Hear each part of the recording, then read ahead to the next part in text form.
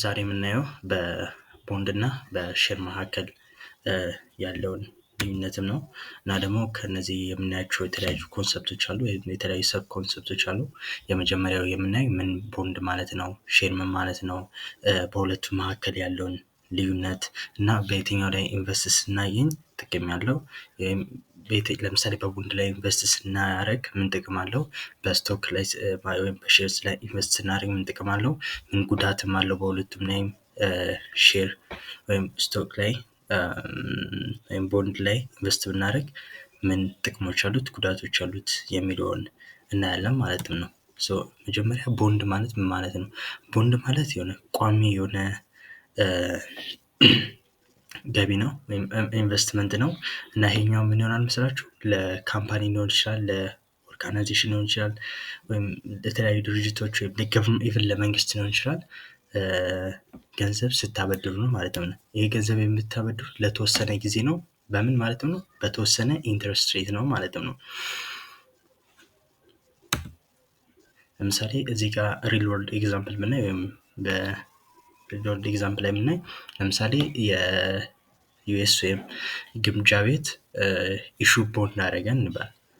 ጊዜው ስንት ነው? ታይሙ ስንት ነው?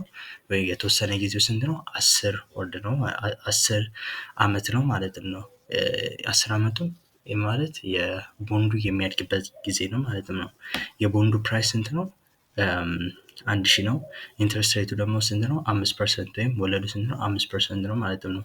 የሚያድግበት ቅድም እንዳልኳችሁ 10 አመት ነው ማለትም ነው። ይሄ የመጀመሪያ እንትን የሚለው መጀመሪያ ዩኤስ ገቨርንመንት ወይም የዩኤስ ገቨርንመንት ኢሹ ያደርጋል ቦንድ። ከዛ በኋላ የተለያየ ለምሳሌ እንደ ተቋም ኢንስቲትዩሽን ልትገዙ ትችላላችሁ፣ ወይ ሪቴል ኢንቨስተር መሆን ትችላላችሁ። ሪቴል ኢንቨስተር ማለት ራሳችሁ ላይክ ስንት ስትሆኑ ማለትም ነው፣ ኢንቨስት ስታደርጉ በራሳችሁ ማለትም ነው። ኢንስቲትዩሽን ደግሞ በኢንስቲትዩሽን ደረጃ በካምፓኒ ደረጃ ኢንቨስት ስታደርጉ ነው ማለትም ነው። እዚህ ጋር እነዚህ ይሆናል መሰላችሁ። ከዛ በኋላ ያንን ቦንድ $1000 ትገዙታላችሁ ማለትም ነው። ከዛ በኋላ በየአመቱ ስንት ትቀበላላችሁ መሰላችሁ? 5% ትቀበላላችሁ ማለት ነው። ይሄም ማለት ከ1000 ላይ በየአመቱ ስንት $50 ታተርፋላችሁ ማለትም ነው። ይሄም በ10 አመቱ ባለቀ ጊዜ $1000 ታገኛላችሁ፣ ትርፉንም ታገኛላችሁ ማለትም ነው። እዚህ ጋር ስናየው በ10 አመቱ ስንት እናተርፋለን? $500 እናተርፋለን ማለትም ነው። ምክንያቱም በየአመቱ ስንት እናገኛለን? $50 እናገኛለን። $50 ደግሞ በ10 ስታባዙት $500 ትርፍ እናገኛለን፣ ወይም ኢንቨስትመንታችን $500 ያገኝልናል ማለትም ነው። ይሄም ማለት መጀመሪያ ኢንቨስት ያደረግነው 1000 ነው፣ ዶላሩን የገዛነው በ1000 ነው። ግን በየአመቱ በምናገኝበት $50 ሲባዛ በ10 ስንት? 500 ማለት ነው። በአጠቃላይ ሪተርናችን ስንት ይሆናል ማለት ነው? 1500። ፕሮፊታችን ደግሞ $500 ይሆናል ማለትም ነው። ሁለተኛው ሼርስ ነው። ሼርስ ምንድነው? የካምፓኒውን ባለቤትነት የሚያሳይ ነው ማለትም ነው። እና ደግሞ ሼር ሆልደር ስትሆኑ ወይም የአክሲዮኑ ባለቤት ስትሆኑ የካምፓኒውን የሆነ ፐርሰንት ኦን ታደርጉታላችሁ ወይም ባለቤት ትሆናላችሁ ማለት ነው። እዚህ ጋር ዝም ብዬ አለፍ አድርጌ ላያት፣ ስቶክ ማለት ላይክ ባስኬት ኦፍ ሼርስ ነው። የተለያዩ ሼሮች አንድ ላይ ሲሆኑ ነው ስቶክስ የሚሆኑት ማለትም ነው። ወይም ስቶክን አክሲዮን ይጠቀሙታል፣ እንደ ሼርም ይጠቀሙታል። አወዛጋቢ ነው፣ ግን የሁለቱም አክሲዮን መጠቀም እንችላለን። እዚች ጋር ሼርን እንዴት ሼር እንደሚሰራ ማለትም ነው። ለምሳሌ የአፕል እንትን አለ እንበል፣ የአፕልን ካምፓኒ እንበል። የአፕል ካምፓኒ አለ፣ የሼር ፕራይሱ 150 ነው። የአንዷ የአፕል ሼር ስንት ነው? 150 ነው ማለትም ነው። እና ደግሞ ስንት ሼር ፐርቼዝ አደረጋችሁ? 10 ማለትም ነው። 10 ሲባዛ በ150 ስንት ነው ማለትም ነው? 1150 ማለትም ነው። ቶታል ኢንቨስትመንታችሁ 1500 ነው ማለትም ነው። እዚህ ጋር የምናየው ሼር ላይ ኢንቨስት ስታደርጉ ሁለት አይነት ኢንካም አላችሁ። የመጀመሪያው ፕራይስ ኢንክሪዝ ወይ ካፒታል ጌን፣ ይሄ የምናገኘው የስቶኩ ባላለ የስቶኩ ፕራይስ ሲጨምር ነው ማለትም ነው። ሁለተኛው ደግሞ ዲቪደንድ ነው። ዲቪደንድ ደግሞ ካምፓኒው ነው የሚሰጠው ማለትም ነው። ካምፓኒው ለብዙ ጊዜ ስለያዛችሁት ያንን ሼር ዲቪደንድ ይሰጣችኋል ማለትም ነው። እንደ ሽልማት ነገር ነው፣ ወይም እንደ ኤክስትራ ኢንከም እንደ ተጨማሪ ገቢ አይነት ነው ማለትም ነው። እዚህ ጋር እኔ ከአንድ አመት በኋላ የአፕል ስቶክ ወደ ስንት የአፕል ስቶክ ወደ ምን ጨመረ? ወደ 200 ፐር ሼር ጨመረ ማለትም ነው። ቅድም እንዳልኳችሁ ስቶክ ማለት የሼሮች አንድ ላይ ሲሆኑ ነው ማለትም ነው። ግን አንዱ ብቻውን ለምሳሌ አንዱ ብቻውን ስንት ይሆናል ማለት ነው? ሼር ይሆናል። ባስኬት ሲሆኑ አንድ ላይ ሲሆኑ ደግሞ ስቶክ ይባላል። ብዙም እንዳትደናበሩ እዚህ ጋር ኢንተርቼንጅ ላይ የሚጠቀሙ ስላለ ብዙም መደናበር አያስፈልግም ማለት ነው። እዚህ ጋር ወደ ስንት አደረገ? ከ150 ወደ 200 ኢንክሪዝ አደረገ ማለት ነው። እዛ ጋር ቅድም ፐርቼዝ ያደርጋችሁት 1500 ወደ ስንት ያድጋል ማለት ነው? ወደ 2000 ያድጋል ማለት ነው። ምክንያቱም ከ150 ወደ እንትን ያደርጋል ወደ 200 ስላደገ ማለት ነው። እዚህ ጋር ደግሞ ፕሮፊቱን ስናይ ከካፒታል ጌን ላይ ነው ማለትም የዲቪደንድ እያየን አይደለም ማለት ነው። የመጀመሪያውን ብቻ ካፒታል ጌን እያየን ነው ማለት ነው። ስንት ማትረፍ ትችላለናል? $500 ማትረፍ ትችላለናል ማለት ነው። ምክንያቱም የመጀመሪያው 1500 አለ የመጀመሪያው 1500 አለ። ከዛ ደግሞ 2000 እንትን ስል 2000 የፕራይሱ የእንትኑ የስቶኩ እንትን አድጎ 2000 ሲሆን ስንት ይሆናል ማለት ነው? 500 ይሆናል ማለት ነው። 2000 ሲቀነስ 1500 500 እናገኛለን ማለት ነው። በአንድ ይር ብቻ ስንት ማትረፍ ይቻላል ማለት ነው? 500 ከእንትኑ ማትረፍ ይችላል። ከካፒታል ጌኑ ብቻ ወይም ስቶኩ ብቻ ስለጨመረ 500 ማትረፍ ይችላል። ዲቪደንዱ ደግሞ ለብዙ ጊዜ እንትኑ ሼሩን ይዘን ስለቆየን ብቻ ስንት $10 ማትረፍ ትችላለህ ማለት ነው። ምክንያቱም እያንዳንዱ እንትን አለ አይደለ? በእያንዳንዱ ሼር ላይ $1 ማትረፍ ስለቻልን ነው። 1 ሲባዛ በ10 10 ነው ማለት ነው። በአጠቃላይ from the 1500 ኢንቨስትመንት ስንት ማትረፍ ይችላል ማለት ነው? 510 ማለት ነው። እዚህ ጋር ዝም ብዬ ላሳያችሁ ብዬ ነው ስቶክ እና ሼር ልዩነቱ ማለት ነው። ቅድም እንዳልኳችሁ ስቶክ ባስኬት ኦፍ ሼር ማለት ነው። ሼሮቹ አንድ ላይ ሲሆኑ ስቶክ ይባላሉ ማለት ነው። ሰዎችም ኢንተርቼንጀብሊ ይጠቀምባቸዋል። ብዙም እንትን አትበሉ፣ ምንም የሚያደናብር ነገር የለም። እዚህ ጋር የምናየው በቦንድ ላይ ኢንቨስት ብናደርግ ምን ጥቅም አለው ወይ ምን ጥቅምና ጉዳት አለው ነው። ጥቅሞቹ ሎው ሪስክ ነው። ምክንያቱም ብዙ ጊዜ ቦንድ እንትን የምትሉት ለገቨርንመንት ነው። ገቨርንመንት ደግሞ ገንዘብ አለው እንትናችሁን ዲፎልት አያደርገውም ወይም አልከፍልም አይልም ማለት ነው። ሌላኛው ደግሞ ፊክስድ ነው፣ ቋሚ የሆነ ኢንከም ነው በየአመቱ የምታገኙት ማለትም ነው።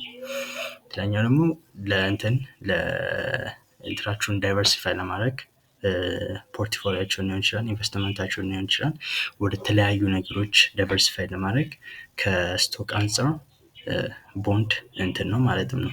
ቦንድ ጥሩ ነው ማለትም ነው። ምክንያቱም እንደ ስቶክ በጣም ቮላታይል አይደለም ማርኬቱ። ቶሎ ቶሎ አይጨምርም፣ ቶሎ ቶሎ አይቀንስም። 5% ካለው 5% ነው ለ10 አመቱ ማለትም ነው። በየአመቱ $50 ማግኘት ትችላላችሁ ማለት ነው። ምንም ጭማሪም ቅናሽም ሳታዩ ማለት ነው። ለዛ ነው ስቴዲ ሆኖ ፊክስድ የሆነ ኢንከም የሆነው ማለትም ነው። ወደ ጉዳቶቹ ስንመጣ ሎው ሪተርን ያለው ይህ ማለት ቦንድ ላይ ኢንቨስት ካደረጋችሁ ሎው ሪተርን ነው የምታገኙት። ምክንያቱም እንትን ነው ቮላታይል አይደለም ማርኬቱ፣ ቶሎ የሚጨምር የሚቀንስ ነገር አይደለም። ብዙ ጊዜ ቮላታይል የሆኑ ማርኬቶች ስቴዲ የሆኑ ማርኬቶች ሎው ሪተርን ያላቸው፣ ሎው ሪስክ ሎው ሪተርን ነው ብዙ ጊዜ ሎው ሪተርን ያለው ማለት ነው። እና ኢንፍሌሽን ሪስክ አለው። ኢንፍሌሽኑ ሃይ ከሆነ የቦንድ ፕራይስ ስለሚቀንስ ማለትም ነው። እሺ ሌላኛው ደግሞ ለሼር ደግሞ ኮንሱ ማለትም ጥቅምና ጉዳቱ ደግሞ እንትን ላይ ስቶክ ፕራይስ ላይ እንትን ካደረጋችሁ ማለትም ሼር ላይ እንትን ካደረጋችሁ ኢንቨስት ካደረጋችሁ ግሮዝ ፖቴንሻል በጣም ሃይ ነው። ምክንያቱም በካምፓኒ የሚያደርገው ነገር ላይ ሲም ነው የሚመሰረተው።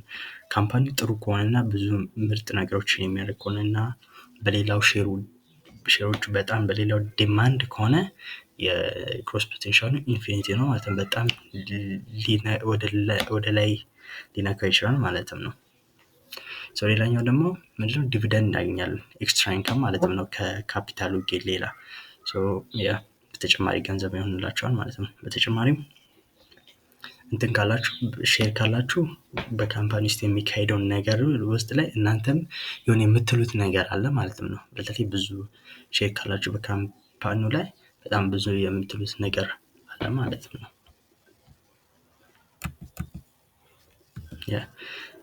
እንትኑ ደግሞ ሌላ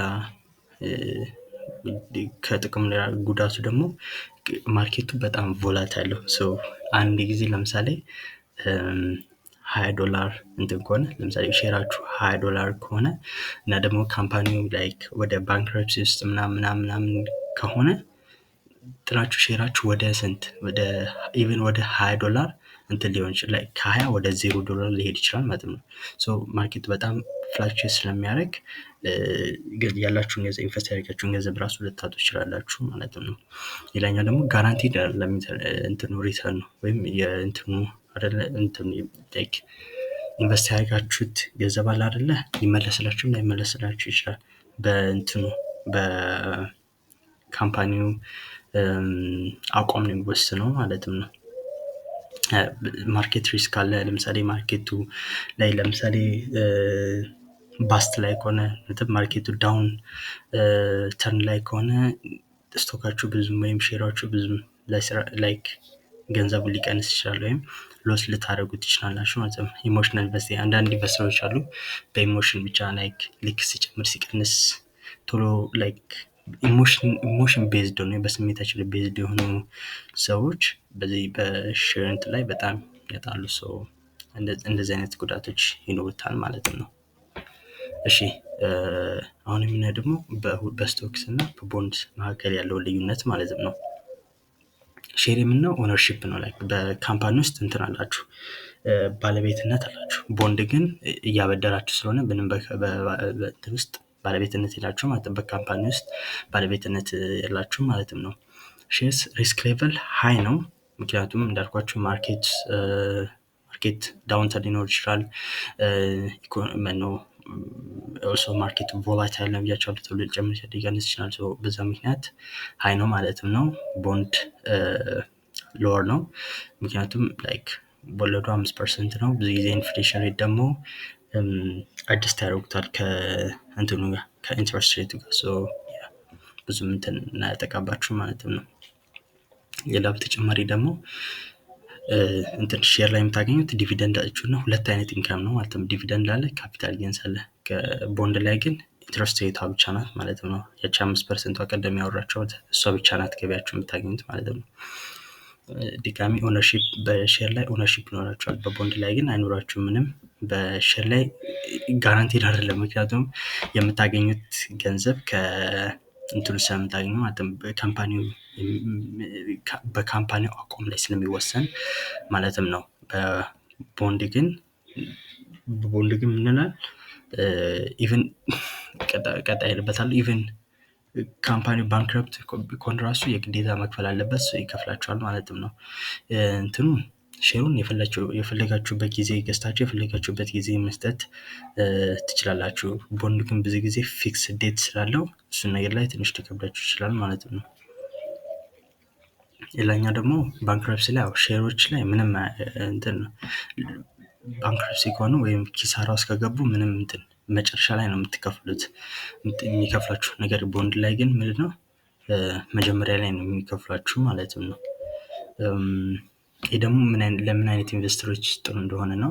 ሎንግ ተርም ግሮዝ እና ሃይ ሪስክ ቶለራንስ ካላችሁ ሼር ላይ ኢንቨስት እንድታደርጉ ነው። ቦንድ ግን ስቴብል የሆነ ስቴብል የሆነ የተረጋጋ ነገር እና ሎ ሪስክ ወስዳለው የምትሉ ሰዎች ያላችሁ ግን ቦንድ ላይ ኢንቨስት እንድታደርጉ ይመከራል ማለት ነው። እሺ አሁን ይሄንን ስናጠቃለው እንትን ባይንግ ሼር ማለት እንደ እንትን ነው ላይክ ባይንግ ሼር ማለት እንትኑ ቢዝነሱ ሰክሲድ ከሆነ ወይም ስኬታማ ከሆነ በጣም ትጠቀማላችሁ። ሪተርናችሁም ቅድም ነገርኩኝ ኢንፋይናይት ነው ላይክ በጣም ትጠቀሙ ትችላላችሁ። ግን በዛውም ደግሞ ከከሰረ ግን እናንተም ገንዘባችሁ ይከስራል ማለት ነው። የሚመለስበት ነገር የለም ማለት ነው። ቦንድ ግን ለሰው ነው ገንዘብ እያበደራችሁት ያላችሁት ደግሞ በስተዲ የሆነ ፔመንት ነው ላይ ቋሚ የሆነ ገንዘብ ነው የሚሰጣችሁ። ግን በካምፓኒ ውስጥ ምንም አይነት ኦነርሺፕ ወይም ባለቤትነት አይኖራችሁም ማለት ነው። ጨርሰናል። የተለያዩ ቶፒኮችን እንዲሸፍንላችሁ ስለ ኢኮኖሚ ሊሆን ይችላል ሞስትሊ ስለ ኢኮኖሚ ምናምን የተለያዩ ቶፒኮች ያልገባችሁ ካለ ምናምን በኮመንት ላይ ጻፉልኝና እሱን ወደፊት በደንብ እንነጋገርበታለን። ላይክ እና ሼር ማድረግ እንዳትረሱ። ቻው